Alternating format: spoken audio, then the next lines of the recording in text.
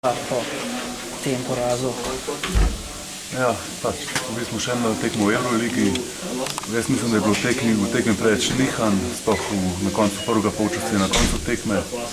Na koncu tekme smo zgrešili par odprtih metov, ker jih mogli dati, pač nismo imeli sreče na koncu.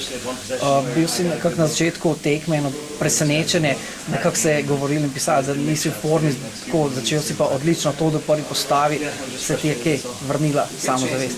Ja, upam, da bom zdaj nadaljeval s tako predstavo izboljšal. Jaz bom to zmer vse od sebe na treningih in na tekmah, tako da upam, da bo šlo samo še gor. Recimo, a je to vsaj kakšna tolažba, recimo kljub porazu, da ne vem, si dobil eno tako injekcijo samozavesti z današnjo tekmo? Mogoče minimalno, samo vsem, ko je poraz, se treba čim prej pobrati in gledati na naslednjo tekmo, ko imamo že v nedeljo. A recimo, ko si dobro začel, pa si pa kar dobršen del presadil na klopi, ti je težko spet vstopiti v igro, ko se ohladiš?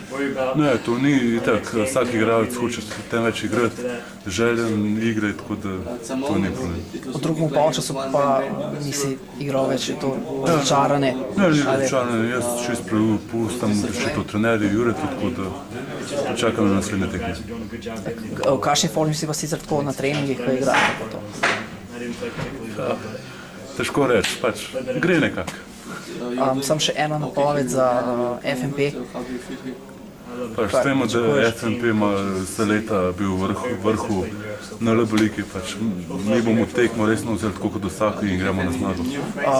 Recimo bo to kaj boljš, da je tekmo v nedeljo, glede na Zagreb, ki je bil že v soboto. Ja, to je boljš, težko igrati samo za en dan pauze, ko bomo vsaj jutri, da se malo odpočimo in da se je dobro pripravljeno na to. FNP ima super centre, te čaka kar dvoboj s Marčinskim in company.